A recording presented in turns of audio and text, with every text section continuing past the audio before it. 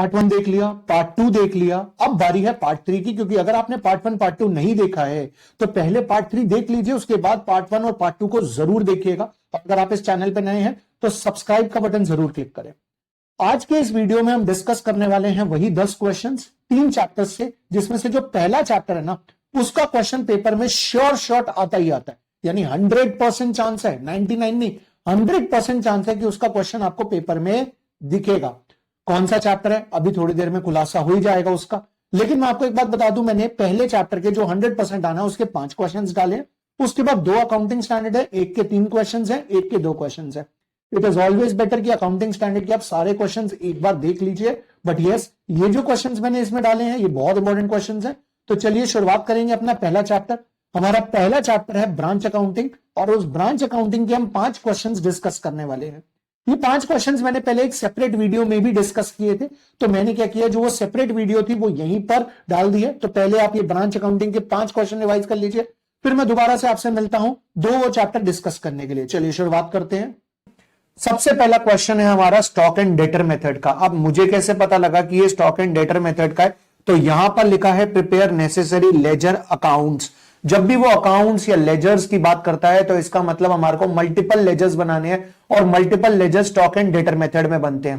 पर सर आपको कैसे पता लगा कि ये डिपेंडेंट मेथड का है, यानी कि ये डिपेंडेंट ब्रांच है? तो सिंपल सी बात है, यहां पे लिखा हुआ है इन दी बुक्स ऑफ हेड ऑफिस। अगर इन दी बुक्स ऑफ हेड ऑफिस लिखा है, इसका मतलब ये कौन सी ब्रांच है? डिपेंडेंट ब्रांच है, राइट? तो चलिए जी, क्वेश्चन क्या कहता है? क्वेश्चन कहता है Lal and company Jaipur has a branch in Patna to which the goods were sent 20% above cost, यानी कि 20% अबव कॉस्ट पे गुड्स भेजे जाते हैं।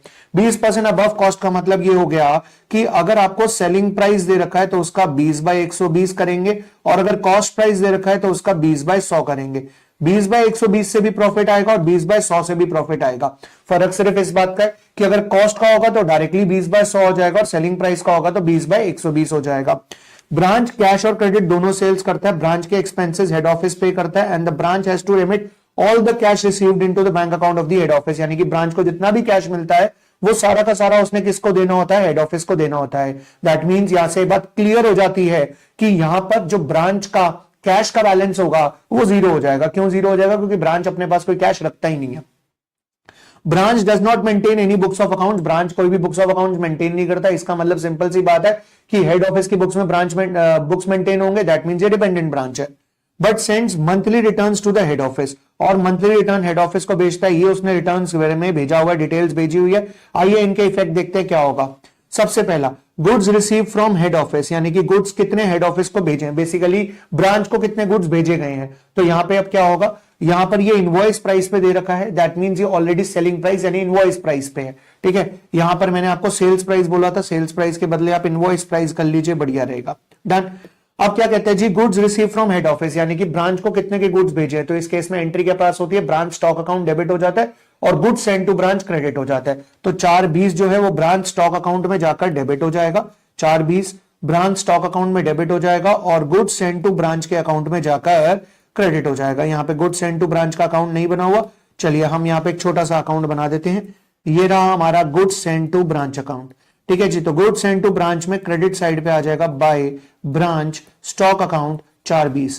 पर क्योंकि ये 4/20 सेलिंग प्राइस यानी कि इनवॉइस प्राइस है, तो हमें इसे करना पड़ेगा अनलोड। अनलोड कैसे करेंगे? 4/20 का हम 20/120 करेंगे। 4/20 का 20/120 यानी कि 1/6, 70,000 रुपए हो जाएगा। तो ये 70,000 रुपए से अनलोडिंग कहां पे होगी?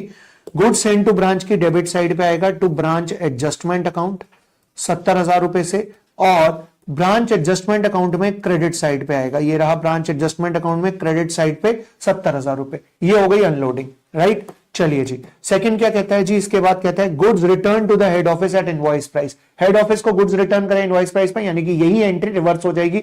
ब्रांच स्टॉक अकाउंट में क्रेडिट साइड पे आएगा, ब्रांच स्टॉक अकाउंट में क्रेडिट साइड पे आ गया, और गुड्स सेंड टू ब्रांच की डेबिट साइड पे आ जाएगा, टू ब्रांच स्टॉक अकाउंट 30,000 रुपए, टू ब्रांच स्टॉक अकाउंट 30,000। अब इसकी भी अनलोडिंग होगी, तो क्रेडिट साइड पे आ जाएगा बाय ब्रांच एडजस्टमेंट अकाउंट 30,000 का 120/120 यानी कि 5,000 रुपए, और ब्रांच एडजस्टमेंट अकाउंट में डेबिट साइड पे आ जाएगा। ये रहा हमारा ब्रांच एडजस्टमेंट अकाउंट, इसकी डेबिट साइड पे आ गया जो हमारे पास गुड्स रिटर्न आए हैं, यानी कि गुड्स सेंड टू ब्रांच हो गया 5,000 रुपए से। डन है।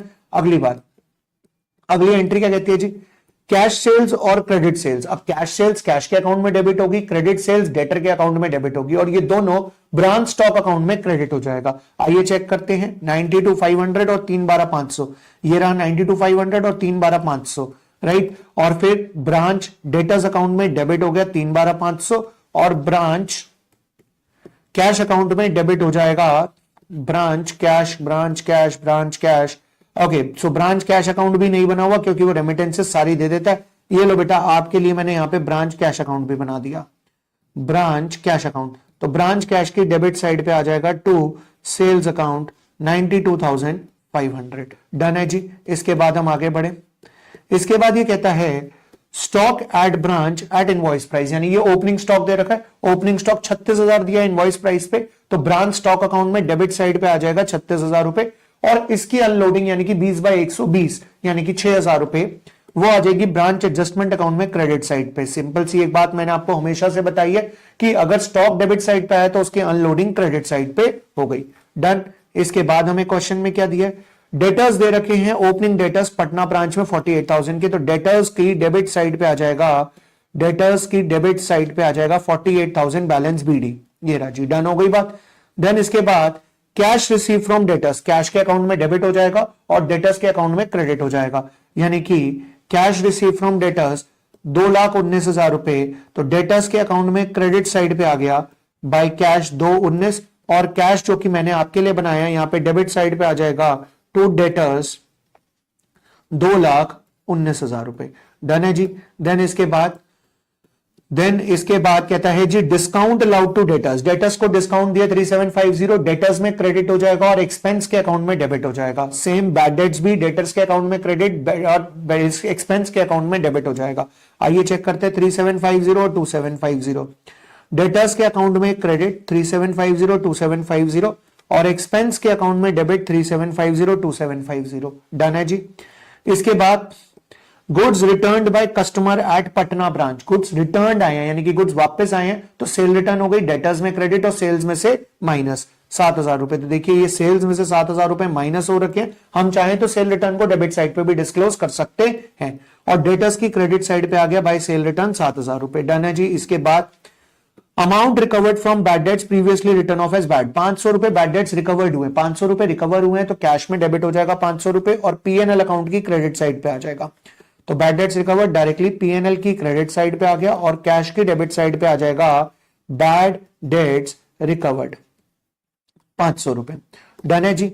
देन इसके बाद rent rate and taxes at branch, ये क्योंकि ब्रांच के सारे एक्सपेंसेस एचओ पे करता है तो सीधा एक्सपेंस के अकाउंट में डेबिट साइड पे ये तीनों की जगह आ जाएगा टू एचओ कैश, यानी कि 12,000, 36,000 और 4600 ये तीनों एचओ कैश के नाम से ब्रांच एक्सपेंस में डेबिट हो जाएंगे। ये देखिए जी ब्रांच एक्सपेंस में तीनों डेबिट हो गए। देन इसके बाद ये कह रहा है क्लोजिंग स्टॉक दे रखा आपको, लेकिन ये क्लोजिंग स्टॉक कॉस्ट प्राइस पे है। अब आपको ये बात पता है जब मैं पूरा क्वेश्चन इनवॉइस प्राइस पे कर रहा हूं तो मैं कॉस्ट पे रिकॉर्ड ही नहीं कर सकता। इन दैट केस मुझे 62,500 का 20%, 62,500 क्यों 20/100 क्यों कर रहे हैं सर? अभी तक तो आप 20/120 कर रहे थे क्योंकि वो इनवॉइस प्राइस था। इनवॉइस प्राइस का हम जब भी अनलोड करेंगे तो 20/120 कर रहे थे। अब कॉस्ट प्राइस का कर रहे हैं तो 20/100 करेंगे, 62,500 का 20/100 हो जाएगा 12,500, यानी कि 75,000 के गुड्स हो गए। तो यहां पर स्टॉक अकाउंट में क्रेडिट साइड पर आ गया 75,000 इनवॉइस प्राइस पे और इसकी अनलोडिंग ब्रांच एडजस्टमेंट अकाउंट में हो जाएगी 12,500 डेबिट साइड पे। डन हो गई जी बात। देन इसके बाद हमारे को क्वेश्चन में और कुछ नहीं दे रखा, क्वेश्चन कंप्लीट हो जाता है हमारा। तो इन दैट केस हम सबसे पहले टोटल करेंगे अपने ब्रांच स्टॉक अकाउंट का, जहां से हमारे पास 47,800 का नॉमिनल ग्रॉस प्रॉफिट आ जाएगा, जो हम चाहें तो ब्रांच एडजस्टमेंट अकाउंट में भी ट्रांसफर कर सकते हैं या सीधा ब्रांच पीएनएल में भी डाल सकते हैं। देन इसके बाद ब्रांच डेटर अकाउंट में से हमारा बैलेंस सीडी निकल कर आ जाएगा। ब्रांच एक्सपेंस में जो भी टोटल आएगा वो हम पीएनएल की डेबिट साइड पे डाल देंगे, ये हमने पीएनएल की डेबिट साइड पे डाल दिया। यहां पर ब्रांच स्टॉक अकाउंट से प्रॉफिट आ गया और एक प्रॉफिट ब्रांच एडजस्टमेंट अकाउंट से आ जाएगा, यानी कि ब्रांच एडजस्टमेंट अकाउंट में जो भी हमारी बैलेंसिंग पर्ची होगी ये भी हम कहां ट्रांसफर कर देंगे? पीएनएल में ट्रांसफर कर देंगे। यहां से हमारे पास ब्रांच का पीएनएल का नेट प्रॉफिट निकल कर आ जाएगा। जो गुड सेंड टू ब्रांच है इसका जो भी डिफरेंस आएगा, ये गुड सेंड टू ब्रांच का डिफरेंस हम ट्रांसफर कर देते हैं एचओ के ट्रेडिंग अकाउंट में, यानी यहां पे आ जाएगा एचओ का ट्रेडिंग अकाउंट, जो भी बैलेंसिंग फिगर बचेगी। और उसके बाद बच गया हमारा कैश अकाउंट, तो ये कैश हमने क्योंकि फुली रेमिट कर दिया है तो यहां पे क्रेडिट साइड पे आ जाएगा by HO cash account. Perfect, ये भी बैलेंसिंग फिगर आ जाएगी। तो ये हमारा स्टॉक एंड डेटर मेथड का मैं ये समझता हूं कि एक ऐसा क्वेश्चन है जिसके अंदर ऑलमोस्ट सारे कॉन्सेप्ट्स कवर हो जाते हैं। ठीक है जी। सो चलिए अब चलते हैं अपने क्वेश्चन नंबर 2 पे। सो क्वेश्चन नंबर 2 है अब हमारा, question number 2, wide spread invoices goods it's branch at cost plus 20%। Again cost होगा तो उसका 20/100, और अगर इनवॉइस प्राइस होगा तो उसका 20/120। Branch sales goods for cash as well as on credit. Branch अपने expenses meet out of the cash collected from its debtors and cash sales. इसका मतलब ब्रांच अपने एक्सपेंसेस खुद करता है and remits the balance of the head office cash to the head office after withholding 10,000, यानी कि 10,000 रुपए रोककर बाकी सारे पैसे वो हेड ऑफिस को दे देता है for meeting immediate requirements of cash, यानी कि जो उसको चाहिए होता है इसलिए वो 10,000 रुपए रख लेता है। On 31st March the assets in thousands, ये सब थाउजेंड्स में दे रखा है। ब्रांच का कैश 10,000 है, ट्रेड डेटर्स 384 है, स्टॉक इनवॉइस प्राइस पे 10,08,000 है, 1,08,000 है, फर्नीचर एंड फिटिंग्स में पड़े हैं 5 lakh. During the accounting year the invoice of the price goods dispatched by the head office to the branch is 1,32 lakh, यानी कि 1,32 लाख रुपए के गुड्स हमने ब्रांच को भेजे हैं। Out of the goods received by branch send the goods head office at invoice 72,000, लेकिन उसने 72,000 के गुड्स ब्रांच ने हमें रिटर्न कर दिए। ये हमें बाकी ट्रांजेक्शंस दे रखी है, यानी कि cash cell, credit sale, cash collected, cash discount, return by customer, bad debts, expenses and all सब दे रखा है। ऑन 1 जनवरी ब्रांच ने परचेज किया 1 लाख रुपए का furniture which was made by the, payment किसने करी है? पेमेंट करी है एचओ ने। इसका मतलब एचओ ने ब्रांच को दिए होंगे, ब्रांच ने आगे पेमेंट कर दी होगी 1 लाख रुपए के फर्नीचर की। 31 मार्च को ब्रांच एक्सपेंसेस दे रखे हैं 6,000 जो कि आउटस्टैंडिंग है, यानी कि ये एक क्लोजिंग बैलेंस दे रखा है हमें। कैश इन हैंड में 10,000, ये भी क्लोजिंग बैलेंस दे रखा है। फर्नीचर में 16% का डिमिनिशिंग बैलेंस के हिसाब से डेप्रिसिएशन लगाना है। प्रिपेयर ब्रांच अकाउंट, अगर ये अकाउंट्स बोलता अगेन ये question stock and debtor method का बन जाता, तो यहां पे बोला है उसने ब्रांच अकाउंट। अकाउंट का मतलब ये क्वेश्चन किसका हो गया? सिर्फ डेटर्स मेथड का, यानी कि यहां पर हमें वो ट्रांजैक्शन ब्रांच अकाउंट में रिकॉर्ड करनी है जो हेड ऑफिस और ब्रांच के बीच में हुई है। अगर कोई ट्रांजैक्शन हेड ऑफिस और ब्रांच के बीच की नहीं है, यानी कि ब्रांच ने किसी और के साथ करी है, तो वो यहां पे रिकॉर्ड नहीं होगी। ओके, तो चलिए शुरुआत करते हैं। सबसे पहले रिकॉर्ड होगा ब्रांच अकाउंट में डेबिट साइड पे ओपनिंग बैलेंसेस। ओपनिंग बैलेंसेस में टू बैलेंस बीडी करके आएगा, कैश का 10, डेटर्स का 384, स्टॉक का 1080 और फर्नीचर का 500। तो देखिए डेटर्स स्टॉक ब्रांच अकाउंट की डेबिट साइड पे कैश, ट्रेड डेटर्स, स्टॉक और फर्नीचर आ गया। पर स्टॉक लिखते लिखते आपके हाथ कांपने चाहिए, क्यों? क्योंकि ये स्टॉक जो है ये कौन से प्राइस पे है? इनवॉइस प्राइस पे। और अगर स्टॉक इनवॉइस प्राइस पे होता है तो हमें इसे करना पड़ता है अनलोड। अब 1080 को अनलोड करना है तो 1080 का 20/120 यानी कि 1/6 हो गया, तो 1080 का 1/6 हो जाएगा 18, राइट। अब 18 जो है वो या तो आप क्रेडिट साइड पे लिख दो, या फिर जब क्लोजिंग स्टॉक निकल कर आएगा तो हम उसका डिफरेंस भी रिकॉर्ड कर सकते हैं। ओके, चलिए जी।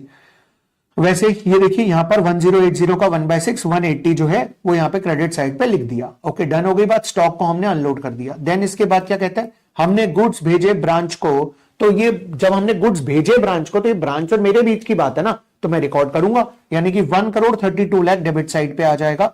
तो डेबिट साइड पे गुड्स सेंड टू ब्रांच आ गया 1,32 लाख।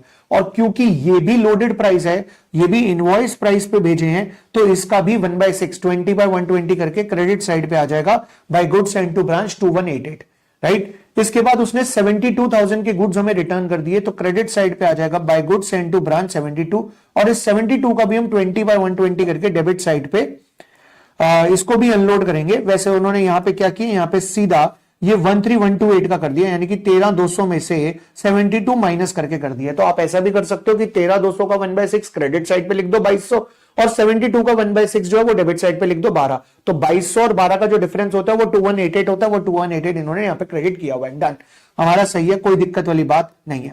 देन इसके बाद ध्यान से सुनिएगा, ब्रांच ने कैश सेल करी, हम क्या करें? ब्रांच ने क्रेडिट सेल्स करी, हम क्या करें? यानी उसका हेड ऑफिस के साथ कोई लेना देना नहीं है। ब्रांच ने डेटर्स से कैश कलेक्ट किया, हम क्या करें? ब्रांच ने डेटर्स को डिस्काउंट दिया, हमें कोई मतलब नहीं। ब्रांच के कस्टमर ने ब्रांच को रिटर्न किया, हमें कोई मतलब नहीं। ब्रांच के बैड डेट्स, हमें कोई मतलब नहीं। ब्रांच के एक्सपेंसेस ब्रांच ने पे करे, हमें इससे भी कोई मतलब नहीं है। तो देखा जाए तो हमें यहां तक ये जो 5 बातें दी हैं, फिलहाल इनसे कोई मतलब नहीं है। क्यों मतलब नहीं है? क्योंकि ब्रांच ने ये ट्रांजेक्शन हमारे साथ यानी हेड ऑफिस के साथ नहीं करी है, बाहर किसी और पार्टी के साथ करी है। इसके बाद ये क्या कहता है, ब्रांच ने 1 लाख रुपए का फर्नीचर खरीदा जिसके पैसे एचओ ने उसको दिए थे, यानी कि एचओ ने 1 लाख रुपए के फर्नीचर के पैसे दिए थे, तो डेबिट साइड पे आ गया टू बैंक अकाउंट 1 लाख रुपए। ठीक है जी। देन इसके बाद वो ये कहता है कि क्रेडिट साइड आपके 6,000 रुपए आउटस्टैंडिंग है, ब्रांच एक्सपेंसेस आउटस्टैंडिंग, तो ब्रांच एक्सपेंस आउटस्टैंडिंग है तो ये लाइबिलिटी का क्लोजिंग बैलेंस है, लाइबिलिटी का क्लोजिंग बैलेंस डेबिट साइड पे आ जाएगा, तो डेबिट साइड पर लाइबिलिटी का क्लोजिंग बैलेंस आ गया 6, बैलेंस सीडी। डन हो गई जी बात। देन इसके बाद कहता है फर्नीचर पर 16% का डिप्रिसिएशन लगाना है और कैश का क्लोजिंग बैलेंस 10 ही है।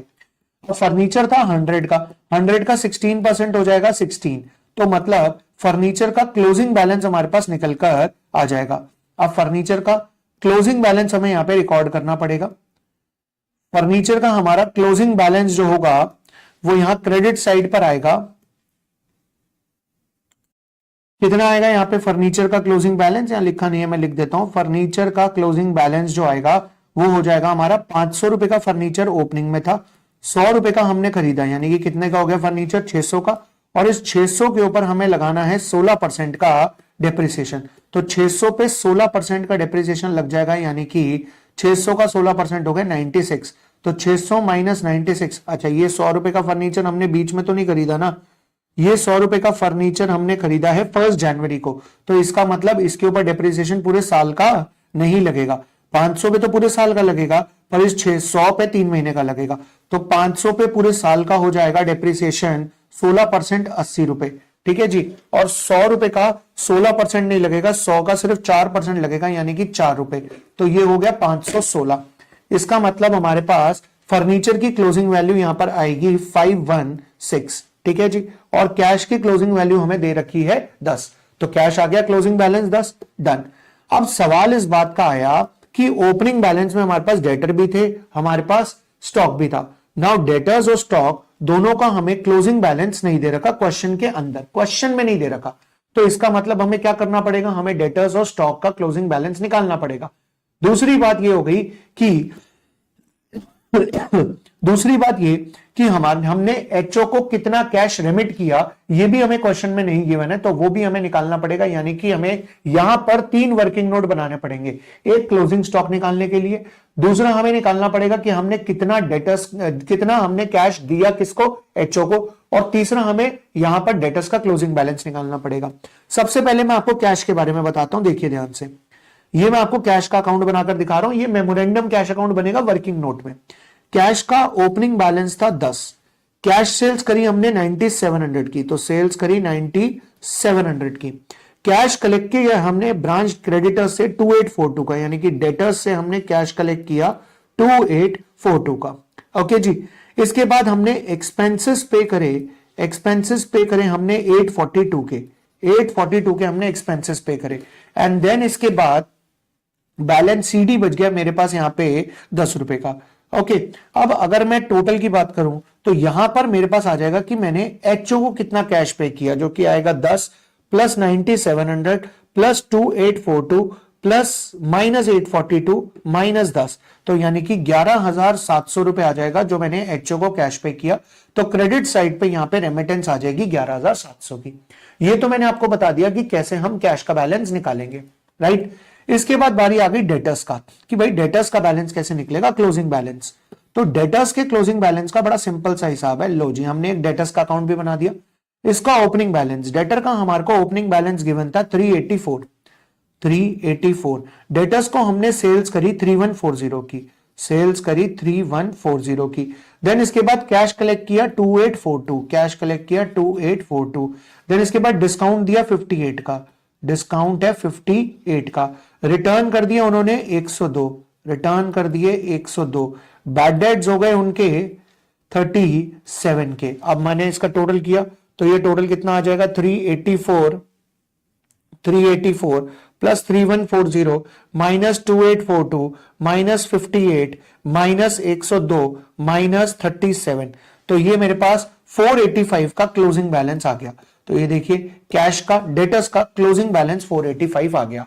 अब मैंने आपको बताना है किस चीज का, सिर्फ स्टॉक का, एंड स्टॉक का इज वेरी सिंपल। स्टॉक का भी ध्यान से अगर आप सुनेंगे पहली बारी में बात समझ आ जाएगी।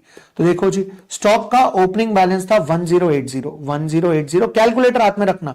इसके बाद हमने गुड्स भेजे थे 1,32,00,000 के, यानी कि 13,200, इसमें प्लस कर दिया। इसके बाद 72,000 के रिटर्न आ गए, हमने इसमें से 72 माइनस कर दिया। ठीक है जी, यानी कि उसके पास 14,208 के गुड्स पहुंच गए थे, जिसमें से उसने सेल करी है 9700 और 3140, माइनस कर दिया 9700 और 3140, और उसके पास भी सेल रिटर्न आई थी। सेल रिटर्न कितनी आई थी? 102 की, तो ये 102 वापस प्लस हो गया। तो इसका मतलब हमारे पास 1470 का स्टॉक बचेगा। तो ये देखिए 1470 हमें दे रखा है, राइट। एक बार मैं फिर दोबारा बता रहा हूं मैंने क्या किया। मैंने सबसे पहले 1080 का ओपनिंग स्टॉक था, ये प्लस करा, 13,200 ये प्लस करा, 72 ये माइनस कर दिया, जो सेल्स हो गई वो माइनस कर दी, और सेल रिटर्न वापस प्लस कर लिया क्योंकि उससे गुड्स वापस आ गए। तो इन शॉर्ट मेरे पास 1470 का क्लोजिंग स्टॉक बच गया। ये जो 1470 का क्लोजिंग स्टॉक बचा, ये कौन से प्राइस पे? इनवॉइस प्राइस पे। तो मुझे इसे भी अनलोड करना पड़ेगा कौन सी साइड पे? डेबिट साइड पे। तो मैंने इसे डेबिट साइड पे 1470 का 1/6 किया, 245 अनलोड हो गया, और ये आ गया मेरा नेट प्रॉफिट, जो कि मैं एचओ के पीएनएल अकाउंट में ट्रांसफर कर दूंगा।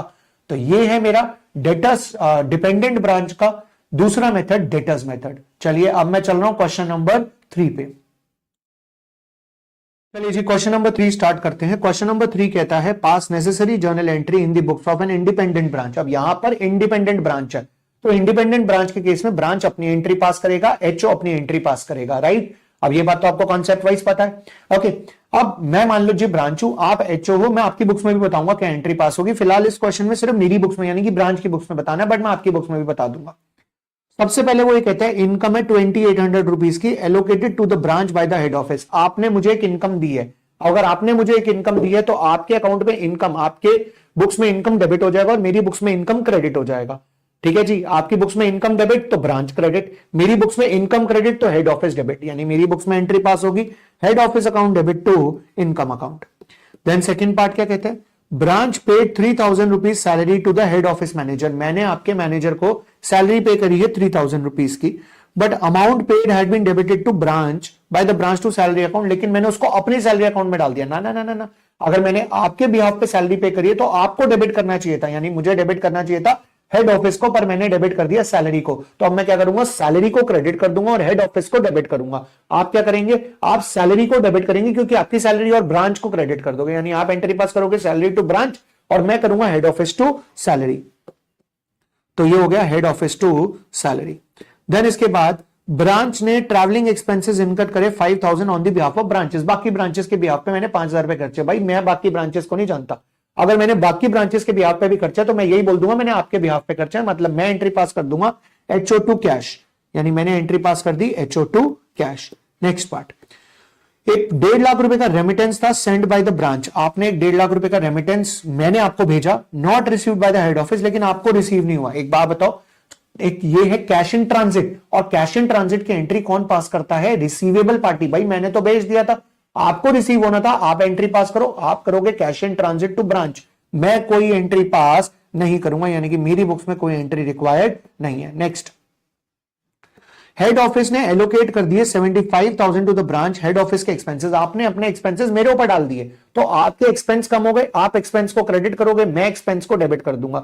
तो मेरे पास एंट्री हो जाएगी एक्सपेंस टू एचओ और आपके पास हो जाएगी ब्रांच टू एक्सपेंस। तो मेरी एंट्री हो गई expense account debit to HO, बोलो जी डन है, और आपकी हो जाएगी branch to expense. Next, head office collected 30,000 directly from a branch customer. आपने मेरे डेटर से डायरेक्टली पैसा ले लिया, इसका मतलब आपने मुझसे पैसा ले लिया। तो आपने एंट्री के पास करेंगे, आप एंट्री पास करेंगे cash account debit to branch, क्योंकि आपने मेरे से पैसा लिया एक तरह का। मैं क्या कहूंगा कि हेड ऑफिस को डेबिट कर दूंगा और डेटर को क्रेडिट, यानी कि मेरे डेटर कम हो गए और मैंने पैसा आपको दे दिया, तो head office account debit to debtors. Next, goods dispatched by the head office amounted to ₹10,000। आपने गुड्स डिस्पैच कर दिए मेरे पास, but not received by the branch, पर मेरे को अभी तक रिसीव नहीं हुए हैं। इसका मतलब मेरे लिए ये स्टॉक इन ट्रांजिट है। अब एंट्री मैं पास करूंगा, आप नहीं पास करेंगे, राइट। तो मेरी बुक्स में एंट्री क्या हो जाएगी, स्टॉक इन ट्रांजिट, यानी goods in transit account debit to head office account. ये जर्नल एंट्री का क्वेश्चन है, ये पेपर में कई बार आ जाता है। और एक क्वेश्चन ऐसा भी है जो मैंने इसमें लिखा नहीं है, बट वो भी बहुत इंपॉर्टेंट है, जहां पर हमें इंटर ब्रांच ट्रांसफर की एक सिंगल एंट्री पास करनी होती है। वहां पर हम क्या करते हैं, सबकी एक ही एंट्री पास होती है, receiving branch account debit to sending branch account, right. तो वहां पर भी आपको इस बात का ध्यान देना है कि वो क्वेश्चन भी एक इंपॉर्टेंट है, वो क्वेश्चन भी जरूर याद से कर लीजिएगा। ओके, चलिए अब मैं बढ़ रहा हूं अपने अगले क्वेश्चन की तरफ। चलिए जी, आइए क्वेश्चन नंबर 4 पे आएंगे। KP manufactures a range of goods which it sells to its wholesale customer only from its head office, यानी कि जो हेड ऑफिस से वो होलसेल कस्टमर को गुड्स सेल करता है। इन एडिशन हेड ऑफिस जो है वो एक नई ब्रांच को गुड्स ट्रांसफर करता है फैक्ट्री कॉस्ट प्लस 15% पे, यानी कि जो हेड ऑफिस है वो होलसेल कस्टमर्स को भी बेचता है और साथ साथ ब्रांच को भी बेचता है। ब्रांच को ये बेचता है 100 प्लस 15% पे, यानी कि जो भी फैक्ट्री कॉस्ट है प्लस 15% पे। ब्रांच इस गुड्स को पब्लिक में बेचती है सिर्फ कैश में। Selling price to the wholesale customer is design to give a factory profit of amount 30% on the sales value. अब जब ये हेड ऑफिस को बेचता है तो हेड ऑफिस को ये बेचता है कॉस्ट प्लस यानी 100 प्लस 30% पे। ओके जी, देन इसके बाद selling price to the general public is design to give a gross margin of 30% of the sales value. अच्छा जी, 30% बेटा सेल्स वैल्यू का है, 100 प्लस 30% नहीं है, यानी कि ये 30% ऑफ सेल्स है। ओके, देन इसके बाद the selling price to the general public, general public को भी जो ब्रांच जनरल पब्लिक को बेचेगा तो ब्रांच भी जो बेचेगा वो कितना बेचेगा, सेलिंग प्राइस का 30%, यानी कि जितने की सेल करेगा उसका 30% उसका प्रॉफिट होना चाहिए। Company operates from rented premises and लीजेस other type of fixed assets, और बाकी सारी एसेट्स फिक्स लीज पे ली हुई है। रेंट और हायर चार्जेस ऑलरेडी ओवरहेड्स में इंक्लूडेड है, आपको कुछ करने की जरूरत नहीं है।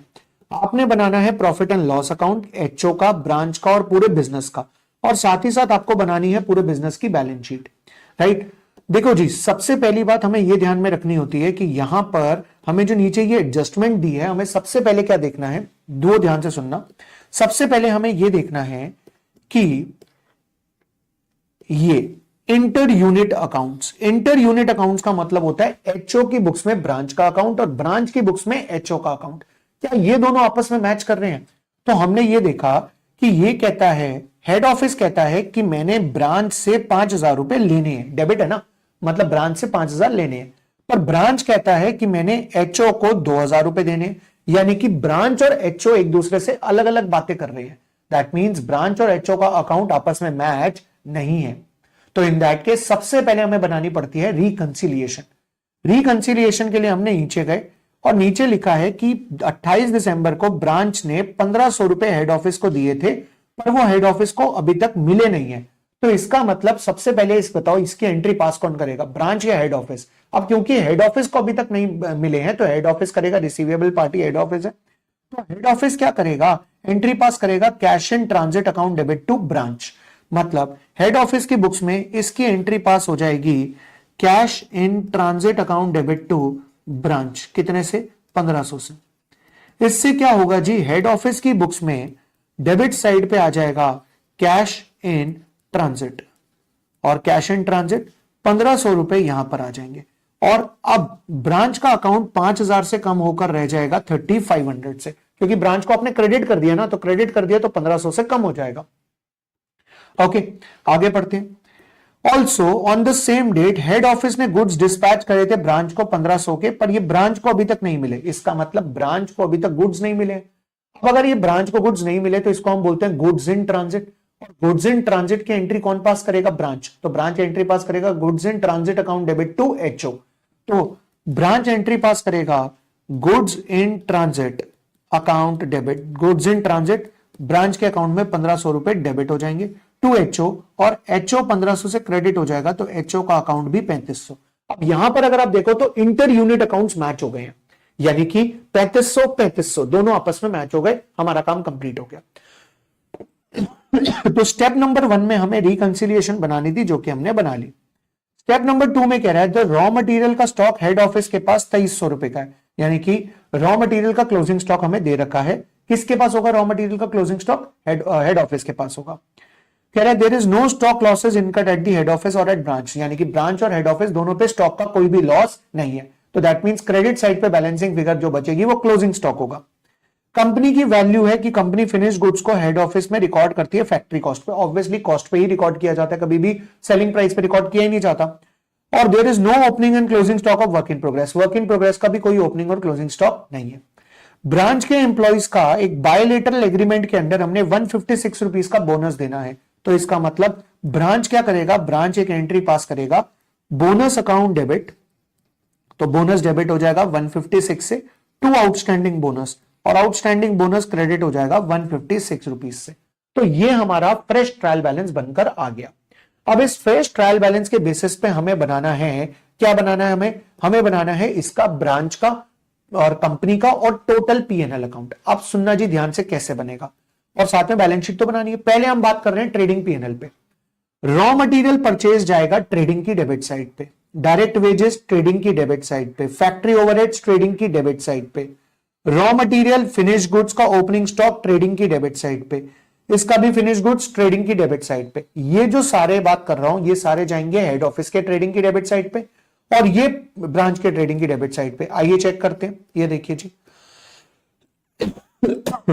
फिनिश गुड्स का ओपनिंग स्टॉक ब्रांच का भी आ गया, हेड ऑफिस का भी आ गया। रॉ मटेरियल का उन्होंने क्या किया, रॉ मटेरियल कंज्यूम्ड कर दिया, यानी कि opening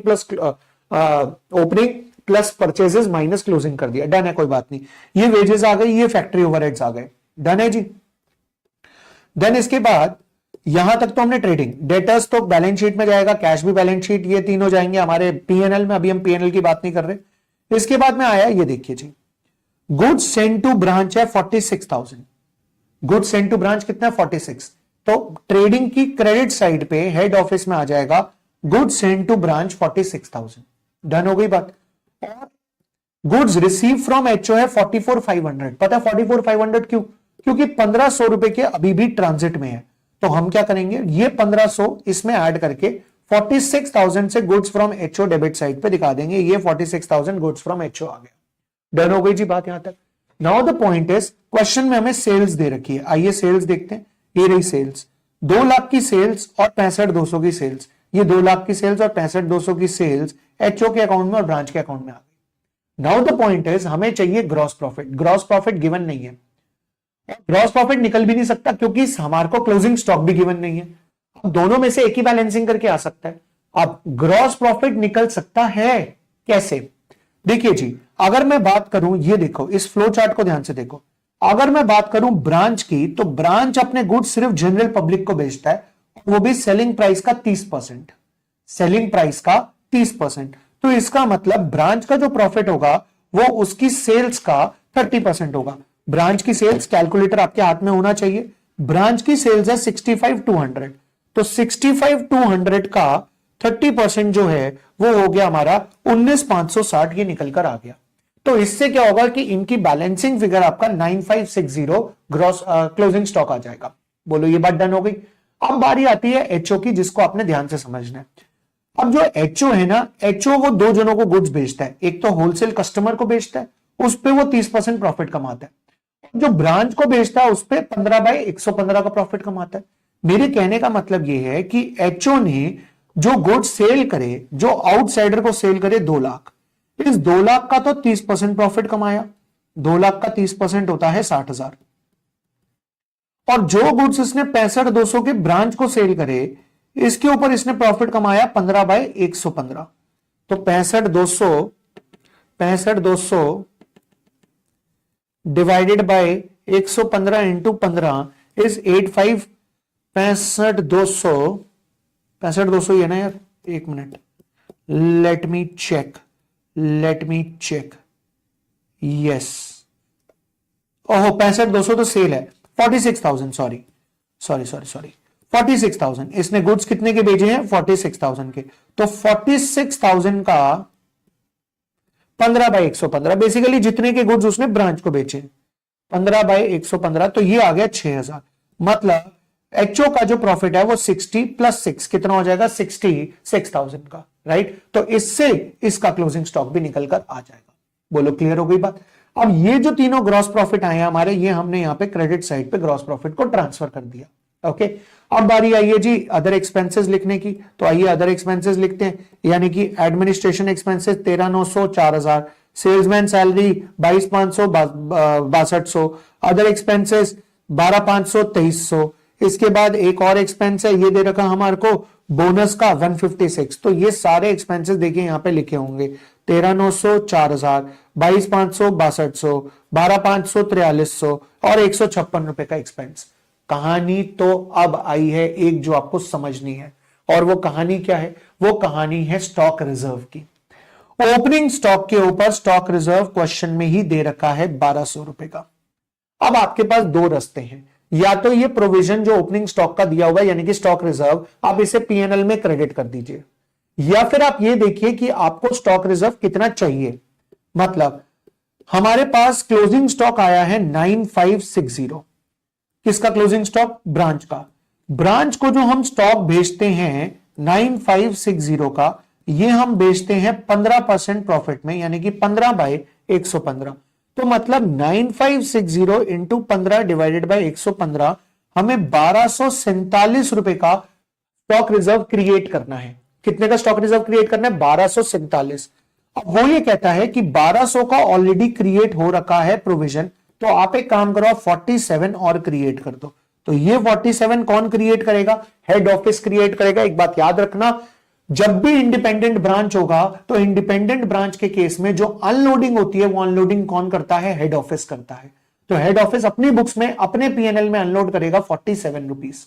right, is that clear? तो ये 47 आ गया। अदरवाइज आप क्या कर सकते थे, मैं भी आपको बता देता हूं। आप चाहो तो क्रेडिट साइड पे 1200 और डेबिट साइड पे 1247 भी लिख सकते थे।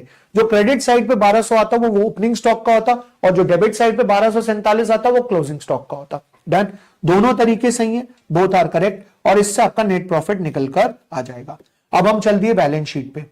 जब बैलेंस शीट बनेगी तो बैलेंस शीट पूरी कंपनी की एज अ होल बनेगी।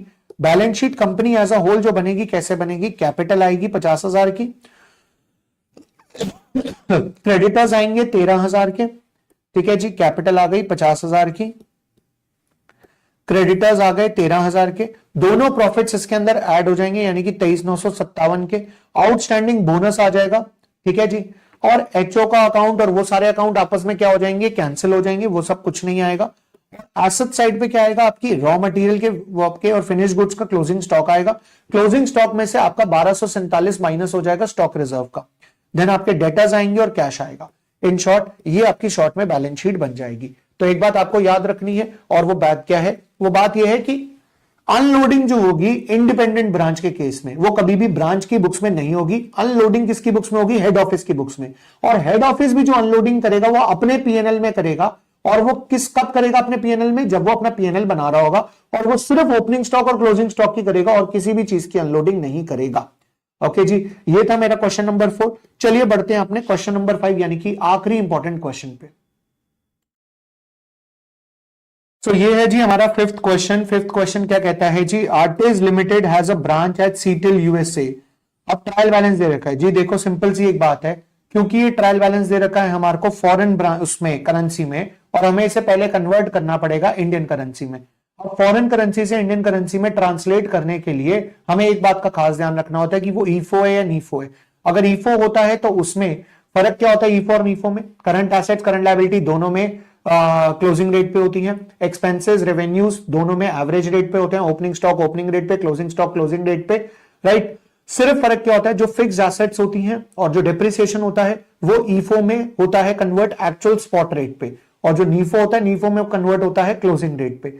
दूसरा फर्क ये होता है कि ईफो के अंदर, यानी ईफो पता है ना, इंटीग्रल फॉरेन ऑपरेशन और नॉन इंटीग्रल फॉरेन ऑपरेशन, और ईफो के अंदर जो हमारा डिफरेंस होता है वो हम फ्लक्चुएशन गेन या प्रॉफिट होता है हम उसको पीएनएल में डाल देते हैं, और जो नीफो होता है उसके अंदर हम उसे फॉरेन करेंसी ट्रांसलेशन रिजर्व में डालते हैं यानी कि एफसीटीआर के अंदर डालते हैं। अब अगर हमारे को क्वेश्चन में कुछ भी ना दे रखा हो, जैसे कि इसके अंदर हमें नहीं दे रखा कि ये कौन सा है, तो हम इसको मान के चलेंगे ये कौन सा है? ईफो है।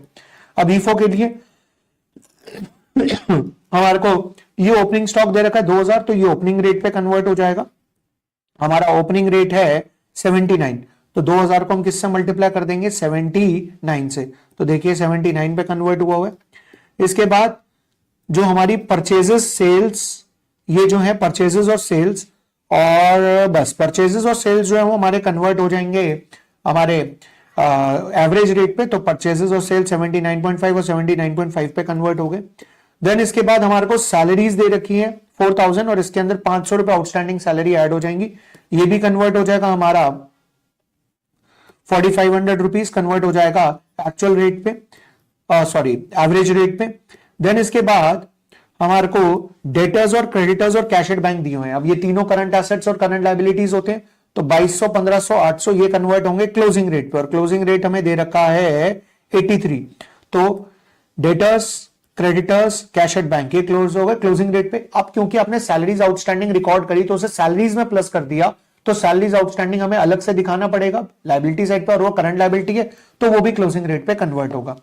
देन इसके बाद आपका जो गुड्स फ्रॉम एचओ है, अब देखो सिंपल सी एक बात है, ब्रांच को अगर गुड्स मिले हैं तो हेड ऑफिस ने भेजे हैं, तो ब्रांच के लिए अगर गुड्स फ्रॉम एचओ है तो हेड ऑफिस के लिए गुड्स सेंड टू ब्रांच होगा, तो इन दोनों का बैलेंस सेम होना चाहिए। तो गुड्स फ्रॉम एचओ को हम कभी भी कन्वर्ट नहीं करते, उसके बदले हम गुड्स सेंड टू ब्रांच ले लेते हैं, जो कि 24 लाख दे रखा है। सिमिलरली ब्रांच की बुक्स में अगर एचओ का अकाउंट है तो एचओ की बुक्स में ब्रांच का अकाउंट होगा, तो एचओ की बुक्स में ब्रांच का अकाउंट 21,90,000 रुपए से था, हमने वो उठा लिया। यानी कि यहां पर कन्वर्जन नहीं होगा, यहां पे एक्चुअल रेट पर गुड्स फ्रॉम एचओ को गिवन हो गया और ये भी गिवन हो गया। अब इन दोनों के बीच में जो भी डिफरेंस आएगा वो एक्सचेंज गेन या फिर एक्सचेंज लॉस हो जाएगा और उसे ट्रांसफर कर दिया जाएगा प्रॉफिट एंड लॉस अकाउंट के अंदर। तो ये जो हमारा है, ये हमारा फॉरेन ब्रांच का केस है, जहां पर अगर ये नीफो होता, अब क्योंकि इस क्वेश्चन को फर्क नहीं पड़ रहा ईफो नीफो से, क्योंकि यहां पे फिक्स एसेट्स नहीं दे रखी, पर अगर यहां पे फिक्स एसेट्स दे रखी होती और वो ईफो होता तो हम उसे कन्वर्ट करते उसके स्पॉट रेट, यानी कि जिस रेट पर हमने फिक्स एसेट को खरीदा था, और उसके डेप्रिसिएशन को भी सेम रेट पे ही कन्वर्ट करते। लेकिन अगर ये नीफो होता तो फिक्स एसेट्स को भी कन्वर्ट करते हैं हम 83 के रेट पे। तो दोस्तों मैं ये उम्मीद करता हूं कि ये जो 5 क्वेश्चंस मैंने आपको आज करवाए हैं, इसके बेसिस पे ब्रांच अकाउंटिंग का एक मोटा मोटा पूरे चैप्टर का कॉन्सेप्ट आपका रिवाइज हो गया होगा। तो हमारा अगला चैप्टर है accounting standard 12, that is accounting for government grants. Accounting for government grants के हमने यहाँ पे चूज करे हैं 3 क्वेश्चन। सबसे पहले क्वेश्चन नंबर 26 की बात करी जाए तो ये कहता है कि company X runs a charitable hospital और it incurs the salary of doctor, staff etcetera to the extent of 30 lakh rupees per annum, यानी कि एक साल में 30 लाख रुपए का खर्चा वो सैलरी के ऊपर करते हैं। As a support local government ने एक लमसम पेमेंट करी है 90 लाख की। अब 90 लाख की हम पेमेंट कर रहे हैं, सिर्फ 30 लाख की सरकार हमें दे रही है 90 लाख, ये बात हजम नहीं हो रही है, तो चिंता मत करिए वो बताएगा। 90 लाख रुपीस की जो पेमेंट आई है वो आई है 5 साल के लिए। ओके, इसका मतलब एक साल की पेमेंट है 18 लाख। अब मेरी बात को ध्यान से समझो। सबसे पहली बात, ये सैलरी के लिए आई है, तो this is the grant related to expense. Grant related to expense को हम ट्रांसफर करते हैं पीएनएल अकाउंट में, बट क्योंकि 90 लाख पूरा पीएनएल में ट्रांसफर नहीं हो सकता, तो उसके लिए हम इसको पहले रखेंगे डेफर्ड ग्रांट अकाउंट में, और 18 लाख रुपए हम हर साल पीएनएल में ट्रांसफर करेंगे। परफेक्ट है। अब यहां पर 2 रास्ते होते हैं इसको सॉल्व करने के। पहला, डायरेक्ट पीएनएल में ट्रांसफर करो, और दूसरा अब सैलरी में ट्रांसफर कर दो, जिससे सैलरी का खर्चा कम हो जाएगा, तो वो ऑटोमेटिकली पीएनएल में प्रॉफिट मान लिया जाएगा। कैसे, मैं बताता हूं। देखो, वो ही कहता है shown separately as other income, इसका मतलब डायरेक्टली उसे पीएनएल में ट्रांसफर करो। तो हम क्या करेंगे, पहले ग्रांट आएगी, bank account debit to deferred grant, grant नहीं, bank account debit to deferred grant में रखेंगे। क्यों? क्योंकि ये ग्रांट 5 साल के लिए आई है। ठीक है, तो पहले हमने एंट्री पास करी, bank account debit to deferred grant कितने से, 90 लाख से। अब हमने सैलरी पे कर दी, सैलरी पे करने की एंट्री हो जाएगी सैलरी टू बैंक कितने से, 30 लाख से। अब 90 को 5 से डिवाइड किया तो कितना आता है, 18 लाख। अब 18 लाख रुपए डेफर्ड ग्रांट अकाउंट से पीएनएल में ट्रांसफर कर देंगे, तो एंट्री पास हो जाएगी deferred grant account debit to profit and loss account 18 lakh रुपए से। ये 3 एंट्री पास हो गई। ठीक है, डेफर्ड इनकम लिखो, डेफर्ड ग्रांट लिखो, बातें की है। अब दूसरा कहता है डिडक्शन अगेंस्ट द सैलरी, का मतलब ये हुआ कि आप सैलरी में ट्रांसफर कर दो और फिर जो नेट सैलरी आएगी उसको पीएनएल में ट्रांसफर कर देना। कैसे, मैं बताता हूं। सबसे पहले ग्रांट आएगी, तो bank account debit to deferred grant. Deferred grant क्यों? क्योंकि 1 साल के लिए नहीं आई है, 5 साल के लिए आई है। इसके बाद दूसरी एंट्री सैलरी पे कर दो, salary account debit to bank account. Now तीसरी एंट्री में जहां हम पहले डेफर्ड ग्रांट टू पीएनएल करते थे, यानी deferred grant to other income कर रहे थे, अब deferred grant to other income के बदले deferred grant to salary account हो जाएगा। तो इससे bank account debit to deferred income, salary to bank, और फिर डेफर्ड इनकम टू सैलरी। अब क्या हुआ, सैलरी को आपने डेबिट किया 12 से, ठीक है, 12 नहीं सॉरी, सैलरी को आपने क्रेडिट की, डेबिट होगा 30 से। बेटा ये 12 नहीं आएगा, यहाँ पे 30 आएगा। सैलरी को आपने डेबिट किया 30 से, ठीक है, और उसके बाद आपने सैलरी को क्रेडिट कर दिया 18 से। तो अब आप नेट देखोगे तो नेट आपका सैलरी पीएनएल में कितना जाएगा, 12 लाख रुपए जाएगा। तो पहले भी क्या हो रहा था, पहले 30 लाख की सैलरी जा रही थी और 18 लाख रुपए की ग्रांट जा रही थी, राइट। तो 12 लाख का ही डेंट पड़ रहा था, अभी भी वही होगा। 30 लाख की सैलरी है, सैलरी के अकाउंट में आपने 18 की ग्रांट ट्रांसफर कर दी, तो नेट 12 की जो सैलरी है वो ट्रांसफर हो जाएगी आपके पीएनएल अकाउंट में। अगला क्वेश्चन क्या है, अगला क्वेश्चन हमें ये कहता है कि आपको 60 लाख रुपए की ग्रांट मिली है 300 लाख की एसेट खरीदने के लिए। अब 300 लाख की एसेट खरीदने के लिए ग्रांट मिली है तो हमारे पास दो रास्ते होते हैं, एसेट रिडक्शन मेथड और डेफर्ड ग्रांट मेथड। इस क्वेश्चन के अंदर वो क्या कह रहा है, द ग्रांट वो कह रहा है the grant was credited to the cost of asset, मतलब आपने कौन सा मेथड लगाया है, एसेट रिडक्शन मेथड लगाया है। तो आपने 300 लाख में से 600 को माइनस कर दिया, 240 बच गया। ग्रांट आई है 1 अप्रैल 2016 को। मशीनरी की यूजफुल लाइफ है 10 साल और डिप्रिशिएट करना है 10% डब्ल्यूडीवी बेसिस पे। तो देखो पहले साल डिप्रिसिएशन लग गया 24 का। इसके बाद कंपनी को ग्रांट रिफंड करनी है 2019 जून में। तो पहले तो हमारे को ग्रांट आई है अप्रैल 16 में, तो 17, 18, 19 3 साल का डिप्रिसिएशन लगाएंगे। तो पहले साल लगा 24, दूसरे साल लगा 21.6, तीसरे साल लगा 19.44। 1 अप्रैल को हमारे पास वैल्यू आ गई 174.96। अब हमने ग्रांट रिफंड करी है जून में, तो जून में रिफंड करिए तो पहले हम जून तक का 1 जून तक का डेप्रिसिएशन लगाएंगे, यानी अप्रैल और मई 2 महीने का डेप्रिसिएशन लगाएंगे। तो 174.96 पे 2 महीने का डेप्रिसिएशन लग गया 2.916। हमारे पास वैल्यू आ गई मशीनरी की 172.044। इसके बाद जब हमने ग्रांट रिफंड कर दी, अब रिफंड के केस में क्या होता है, जब ग्रांट आती है तो हम उसको एसेट की कॉस्ट में से माइनस कर देते हैं, ग्रांट रिफंड करेंगे तो एसेट की कॉस्ट में वापस प्लस कर देंगे। तो हमने इसे एसेट की कॉस्ट में प्लस कर दिया, तो 60 हमारे पास वैल्यू बच गई 232.044। अब इस वैल्यू पे लगेगा बचे हुए 10 महीने का डिप्रिसिएशन। तो इस वैल्यू पे 232.044 पे 10% का डिप्रिसिएशन लगेगा बचे हुए 10 महीने का, राइट। तो बेटा पहली एंट्री क्या पास हुई, रिफंड की पहली एंट्री हो गई हमारी machinery account debit to bank, क्योंकि हमने ग्रांट को रिफंड कर दिया 60 से। इसके बाद हमने डेप्रिसिएशन लगाया पूरे साल का, कितना देखो, सबसे पहला डेप्रिसिएशन पूरे साल का लगेगा 2.916 2 महीने का, और उसके बाद जो इस बची हुई वैल्यू पे 230.044 पे 10% लगेगा कितने महीने का, बचे हुए 10 महीने का। तो बेटा वो टोटल डेप्रिसिएशन मिलाकर हमारे पास 19.337 आ जाएगा, ठीक है। और उसके बाद डेप्रिसिएशन को पीएनएल से चार्ज कर देंगे पूरे अमाउंट को। ओके डन है, मतलब सबसे पहले हमने ग्रांट को रिफंड किया मशीनरी टू बैंक, उसके बाद बचे हुए 10 महीने का डेप्रिसिएशन चार्ज किया तो 19.337, और फिर ये 19.337 और जो पहले 2 महीने का लगाया था वो पूरा हमने कहां से चार्ज कर दिया, प्रॉफिट एंड लॉस अकाउंट से चार्ज कर दिया। देन इसके बाद 28 क्वेश्चन बहुत इंपॉर्टेंट है। क्या कहता है 28 question, Eleanor limited manufacturing plant purchase the manufacturing plant for 60 lakh, उसकी एस्टिमेटेड यूजफुल लाइफ है 10 साल, सैलवेज वैल्यू है 10 लाख। वो कहता है प्लांट परचेज करने पे 20 लाख की ग्रांट मिली थी गवर्नमेंट से, आपको बताना है डेप्रिसिएशन कितना होगा। पहला, grant is deducted from the plant, grant को प्लांट से डिडक्ट कर दिया, तो बेटा 60 का प्लांट था, 20 की ग्रांट थी, मतलब 40 माइनस 10 आपकी यूजफुल लाइफ है, डिवाइडेड बाय बची हुई मतलब बेसिकली 10 ईयर्स, ये 10 ईयर्स, तो ये आ जाएगा आपके पास 60 माइनस 20 इज 40, 40 माइनस 10 30, 30 अपॉन 10, मतलब हर साल आप कितने का डिप्रिसिएशन लगाएंगे, 3 लाख रुपए का डिप्रिसिएशन हर साल लगेगा। This is the answer. अब नेक्स्ट पार्ट क्या कहते हैं, if the grant is treated as deferred income, बेटा अगर ग्रांट को डेफर्ड इनकम माना है तो इन दैट केस आपको 60 में से 20 माइनस नहीं करना, माइनस 10 डिवाइडेड बाय 10, तो बेटा इस बार डेप्रिसिएशन लगेगा 5 लाख, और जो 2 लाख रुपए की ग्रांट है वो हर साल ट्रांसफर होगी पीएनएल में, मतलब 20 लाख की ग्रांट थी उसको 10 से डिवाइड करेंगे 2 लाख आ गया, वो 2 लाख रुपए हर साल ट्रांसफर होगा पीएनएल में। तो डेप्रिसिएशन का अमाउंट जो है वो हमारा कितना आएगा, 5 लाख रुपए। थर्ड पार्ट में क्या कहता है, ग्रांट आपने डिडक्ट करी थी वैल्यू ऑफ प्लांट से, मतलब पहले वाला आपने लगाया था, लेकिन 22-23 में 4 लाख की ग्रांट को रिफंड करना पड़ा। अब आपने 21-22 में डेप्रिसिएशन लगा दिया होगा, मतलब आपकी एसेट थी 60 की, आपने इसके ऊपर डेप्रिसिएशन लगा दिया 3, और उसमें से 20, देखो एसेट थी 60 की, सबसे पहले आपने उसमें से 20 की ग्रांट माइनस करी, बच गई 40, आपने 3 का डेप्रिसिएशन लगा दिया, वैल्यू बच गई 37। अब 22-23 में एंड में, 22-23 के एंड में, देखो कायदा तो ये कहता है कि पहले डेप्रिसिएशन लगना चाहिए, ठीक है, बट मतलब जो सजेस्टेड आंसर है उन्होंने डेप्रिसिएशन नहीं लगाया, उन्होंने डायरेक्टली निकाल कर दिखा दिया। तो मैं आपको दोनों तरीके से आंसर बता देता हूं क्या आएगा। देखो 60 में से सबसे पहले 20 की ग्रांट माइनस हुई, बच गया 40, फिर 3 का डेप्रिसिएशन माइनस हुआ, और कायदे से फिर 3 का डेप्रिसिएशन माइनस होना चाहिए था, तो ये वैल्यू बचती 34। बट इन्होंने क्या करा, 60 में से 20 की ग्रांट माइनस हुई 40, और सिर्फ 3 का डेप्रिसिएशन माइनस करा, तो बच गई वैल्यू 37। अब 4 लाख की ग्रांट रिफंड कर दी, तो ये 34 में 4 प्लस होगा, यहां 37 में 4 प्लस होगा।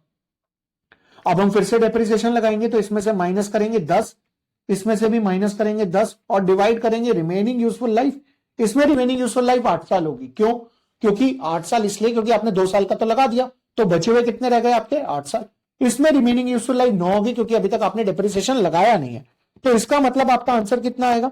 34 प्लस 4 38, 38 माइनस 10 डिवाइडेड बाय 8, तो ये आ जाएगा 3.5, राइट। और अगर आप ये मान के चलते हो कि डिप्रिसिएशन नहीं लगा है तो 41 माइनस 10 डिवाइडेड बाय 9, तो ये आ जाएगा 3.44। चलिए मैं आपको आंसर चेक करवा देता हूं। ये देखो बेटा आंसर दे रखा है हमें थर्ड पार्ट का, थर्ड पार्टी करा रहा हूं ना मैं आपको, यस ये रहा बेटा थर्ड पार्ट का दे रखा आपको 3,44,444 रुपए। ठीक है जी, डन है।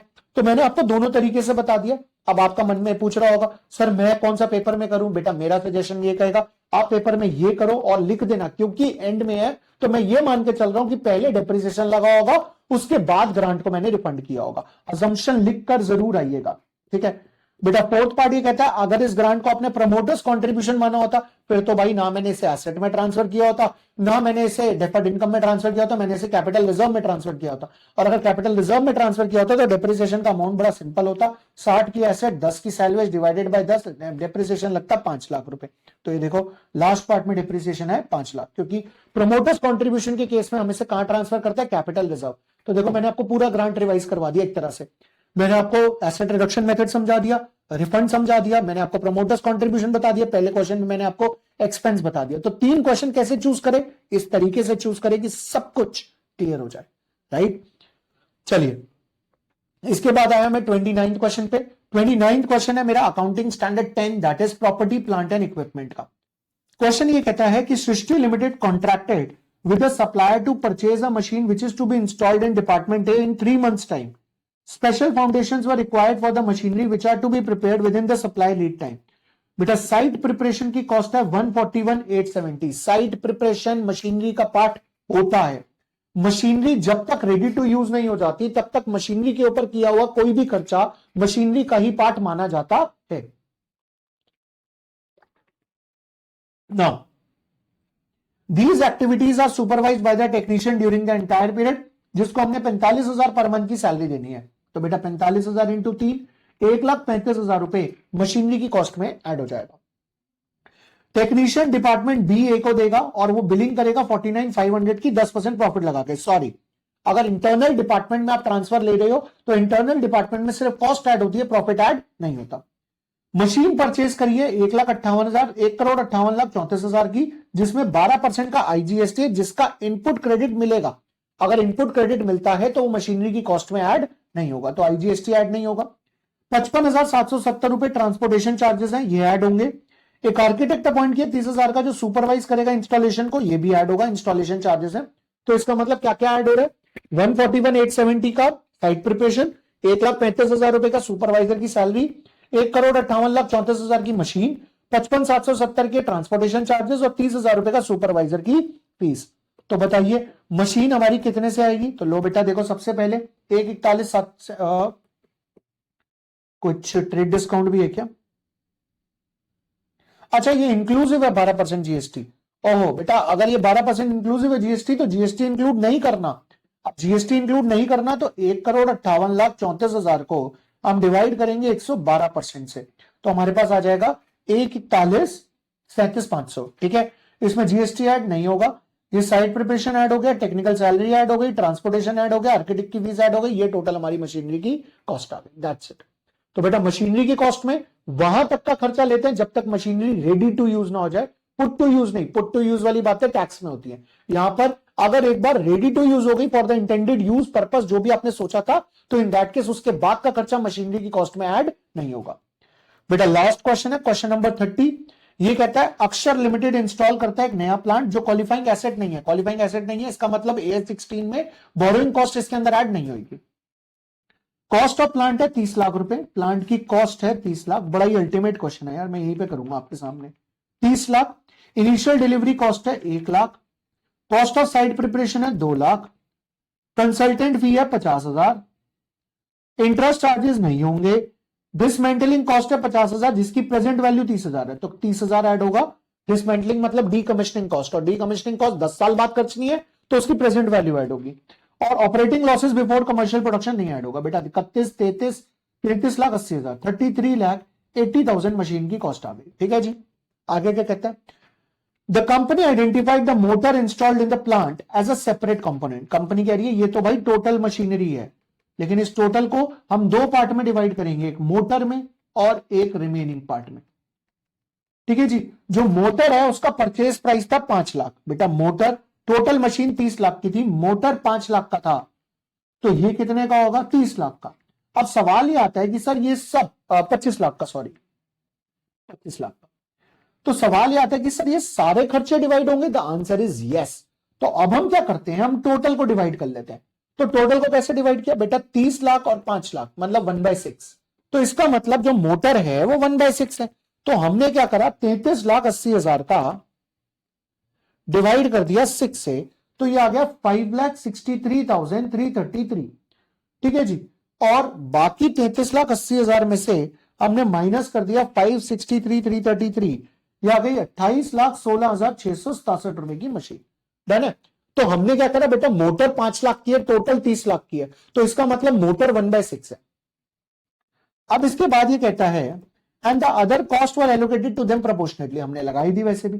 कंपनी एस्टिमेट करती है कि प्लांट की लाइफ है 10 साल पर मोटर की 6 साल है, और एसएलएम में डेप्रिसिएशन यूज होगा। इसका मतलब बेटा मोटर को डिवाइड करेंगे 6 से और प्लांट को डिवाइड करेंगे 10 से। At the end of 4th year, बेटा 4th ईयर के एंड में, 4th ईयर के एंड में मतलब 4 साल का डेप्रिसिएशन लग गया, कंपनी ने मोटर रिप्लेस करी है। अब बेटा बात को ध्यान से समझो, मोटर थी 5,63,333 की, उसने इसे डिवाइड किया 6 से और 4 साल का डेप्रिसिएशन लगा दिया। तो 563,333 डिवाइडेड बाय 6 इंटू 4, यह आ गया 3,75,556। अब इसको मैंने डिवाइड करा 563,333 में से, 563,333 माइनस 375,556, यार है बेटा 1,87,777। वो ये कहता है कि मैंने 6 लाख रुपए में मोटर को रिप्लेस कर दिया। बेटा मोटर को 6 लाख में रिप्लेस कर दिया, ठीक है, और उसके बाद जो बचा हुआ प्लांट है, also the company revalued entire class of the fixed asset, the revalued as 25 lakh रुपए, और बाकी जो बचे हुए प्लांट है उसकी वैल्यू को 25 लाख रुपए कर दिया। At the end of the 8th year, the company decided to retire the plant from and dispose of the plant at 6 lakh रुपए। अब कंपनी उसे 6 लाख रुपए में डिस्पोज ऑफ करना चाहती है लास्ट में जाके। अब करना क्या है उस पे आते। बेटा देखो, सबसे पहले मैंने आप लोगों को ये 33,80,000 निकालकर दिखाया, 5,63,363 कॉस्ट निकालकर दिखा दी, या 28,16,667 मैंने निकालकर दिखा दिया। अब 4 साल के बाद कंपनी मोटर रिप्लेस करना चाहती थी, कंपनी ने जो कॉस्ट निकालकर दिखाई मैंने 187,888 लिख दिया, इसे डी रिकॉग्नाइज करना चाहती है तो ये हट जाएगा मोटर से, और अब 6 लाख की नई मोटर ऐड हो जाएगी। ठीक है, और नई मोटर की कॉस्ट है 5 साल, तो उस पर डेप्रिसिएशन लगेगा 1,20,000 रुपए पर एनम का। नाउ बेटा यहां पर आता है इस क्वेश्चन का सबसे मेन पॉइंट। पुरानी मशीन जो 28,16,667 रुपए की थी, हमने इसे डेप्रिशिएट करना था 10 साल में, और 4 साल कर भी दिया था। मतलब हमने इसे डेप्रिशिएट कर दिया था 28,16,667 डिवाइडेड बाय 10 इंटू 4, मतलब 11,26,667 रुपए। बेटा जो मशीन 28,16,667 की थी, हमने उसे 11,26,667 राइट ऑफ कर दिया,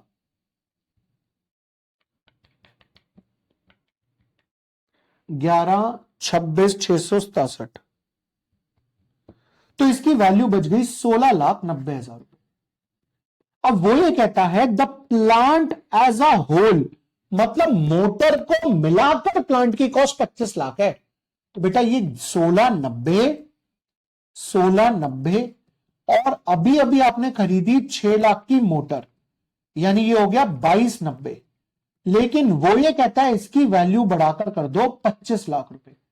दैट मीन्स जो आपका रीवैल्यूएशन का प्रॉफिट आएगा ना, वो 2,10,000 रुपए होगा। ये रहा, तो रीवैल्यूएशन का प्रॉफिट आपका 2,10,000 रुपए। Is that clear? जैसे ही आप 2,10,000 रुपए रीवैल्यूएशन का प्रॉफिट ऐड करोगे, तो आपके पास दो कंपोनेंट है, एक प्लांट और एक मोटर। मोटर तो अभी अभी आई है 6 लाख की, प्लांट जिसकी वैल्यू थी 16,90,000, आपने इसमें 2,10,000 का रीवैल्यूएशन ऐड कर दिया, ये आ गई 19 लाख की। अब बेटा आपकी मोटर की लाइफ है 6 ईयर्स, सॉरी मोटर की लाइफ है 5 ईयर्स और प्लांट की लाइफ अभी भी बची है 6 साल। तो जब आप 19 लाख को 6 से डिवाइड करोगे तो आपका डेप्रिसिएशन आएगा 3,16,667 और इसका डेप्रिसिएशन आएगा 1,20,000। ये कहानी 4th ईयर के एंड तक की है।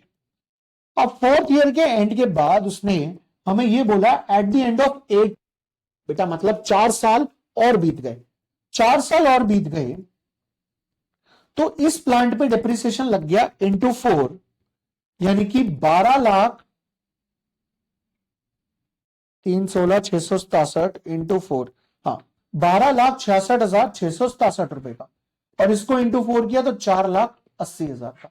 बेटा इसकी वैल्यू बच गई -19 लाख, 6,33,333 और इसकी वैल्यू बच गई 1,20,000। ये WDV है 8th ईयर के एंड में। वो ये कहता है कि मैंने इसे बेच दिया कितने में, 6 लाख रुपए में बेच दिया।